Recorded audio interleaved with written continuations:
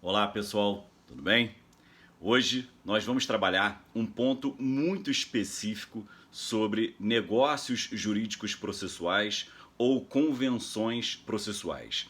Eu separei um tema bem peculiar que a doutrina se debruça hoje sobre, que é o tema convenções probatórias ou, para alguns, contratos probatórios. Esse tema é um tema muito relevante porque o novo CPC, como você já sabe, lá no artigo 190 do Código de Processo Civil, trouxe uma cláusula geral ou cláusula genérica sobre os negócios processuais, possibilitando com isso a celebração de negócios jurídicos processuais atípicos, ou seja, aqueles que não encontram tipicidade no próprio Código de Processo Civil. Então as partes passam a ter ampla liberdade, ampla autonomia para trabalhar convenções e acordos processuais como bem entenderem, desde que observado por óbvio, o artigo 190, a validade, as hipóteses que vocês certamente já estudaram. Observando também, por óbvio, o princípio da boa-fé objetiva, que está lá no artigo 5º do CPC, e o princípio da cooperação, que está no artigo 6º também do CPC. Pois bem, o ponto nodal, a meu ver, primeiro é conceituar o que vem a ser convenção probatória ou contrato probatório. Nada mais é do que um negócio jurídico processual ou uma convenção processual entre os sujeitos do processo. Então, repito, uma convenção ou um negócio processual entre os sujeitos do processo, versando especificamente sobre ônus da prova, meios de prova, forma de produção da prova. Então, nada mais é do que um negócio jurídico processual versando sobre direito probatório. E esse ponto já encontra uma certa resistência na doutrina sob o seguinte aspecto: todo e qualquer negócio jurídico processual precisa, para fins de validade e não para fins de eficácia, precisa de um controle judicial. Ou seja, o órgão jurisdicional precisa homologar a convenção processual. Isso está lá no artigo 190, está claro, zero discussão quanto a esse ponto. Mas, repara, vamos imaginar as partes A e B celebram uma convenção processual sobre prova, que a doutrina chama de contrato probatório, como eu já disse. Ao celebrarem esse contrato probatório, esse contrato ele já surte os seus regulares efeitos. Ele será submetido à homologação judicial simplesmente sob o prisma da validade. Beleza.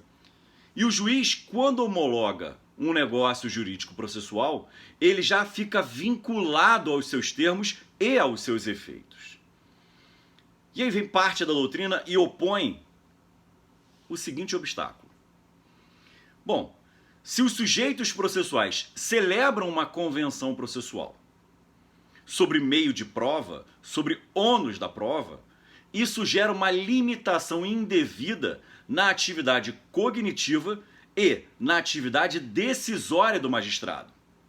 Porque vejam, a partir do momento que as partes decidem quais serão as provas, como que essas provas serão produzidas, ele passa a influenciar a escolha do magistrado.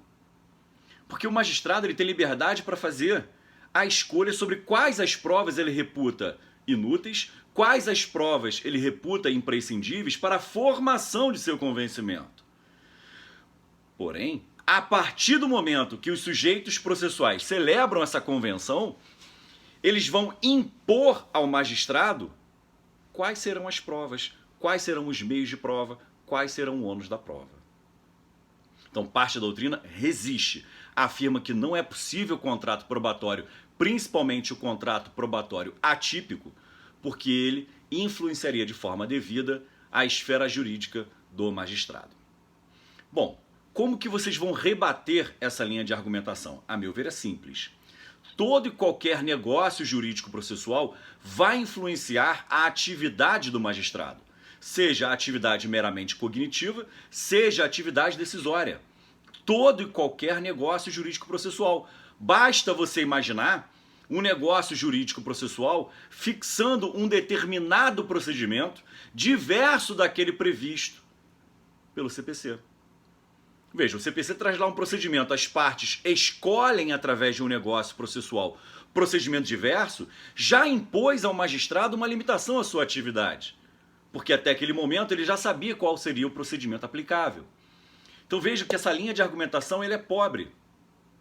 Ademais, o novo CPC, ele traz com seu novo modelo processual, que é o modelo cooperativo de comparticipação, ele traz um equilíbrio entre aquilo que outrora era a regra geral, que era o publicismo, ou seja, as normas processuais cogentes, de aplicação obrigatória, de observância obrigatória, com uma nova visualização do procedimento e do processo, que é a visualização com base no privatismo.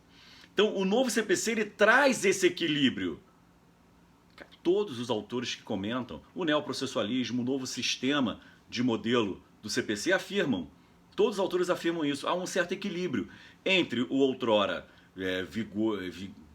quase monarca, o publicismo, e de outro lado o privatismo. Esse equilíbrio que é o tom do procedimento hoje. Então essa linha de argumentação é uma linha de argumentação pobre. Tudo bem? Ademais, você ainda pode reforçar o seguinte: existem pelo menos 3 hipóteses expressas no CPC de 2015, estipulando a possibilidade dos sujeitos processuais realizarem contratos probatórios. Basta você ler o artigo 471. Vejam, a indicação consensual de perito. Vejam só, não é o órgão jurisdicional indicando quem vai ser o perito, nomeando o perito. Nada mais é do que a participação direta dos sujeitos processuais. Os sujeitos processuais indicando de forma consensual quem vai ser o perito. Outro exemplo, está lá no artigo 373 e seus parágrafos. A chamada convenção sobre a inversão do ônus da prova, ou a inversão convencionada do ônus da prova. As partes podem chegar a um acordo e convencionar uma distribuição diversa do ônus da prova. Terceiro exemplo, está lá no artigo 357 e seus parágrafos, o chamado saneamento compartilhado, ou a convenção acerca do saneamento.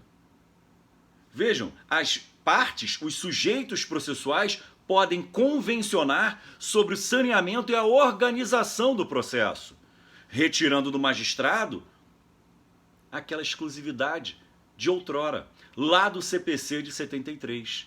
Então vejam que existem 3 exemplos claros de contratos probatórios ou de convenções probatórias.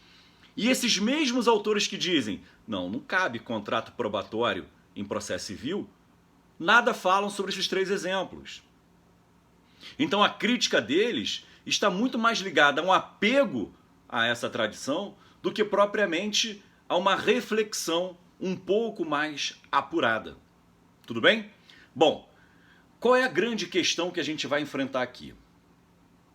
Qual é o limite? Qual vai ser o limite para trabalharmos a convenção probatória ou o contrato probatório? Existe uma observação que eu acho fantástica do Robson Renaud Godin, que aliás para mim tem um artigo que é de leitura obrigatória. O Robson Renaud Godin, ele afirma textualmente o seguinte: o limite para a convenção probatória é justamente o limite da legalidade. Qual é a ideia dele? Ele diz o seguinte: se as partes convencionarem, o afastamento do reconhecimento da ilicitude ou da ilegalidade de determinada prova ou de meio de prova, essa convenção não pode ser válida. Por exemplo, se as partes admitirem a obtenção de uma prova através de tortura, essa convenção, por óbvio, vai ser inválida. Uma outra percepção que ele traz: se as partes escolherem uma prova ou um meio de prova que não pode ser racionalmente comprovado, também não deve ser admitida. E aí ele traz um exemplo, essa é a visão dele. Carta psicografada na visão dele não pode ser admitida como prova no que tange a convenção processual. Ou seja, as partes não podem escolher, olha, vamos trazer aqui uma carta psicografada, chegamos aqui, excelência, é essa a prova que a gente quer que o senhor use no nosso processo.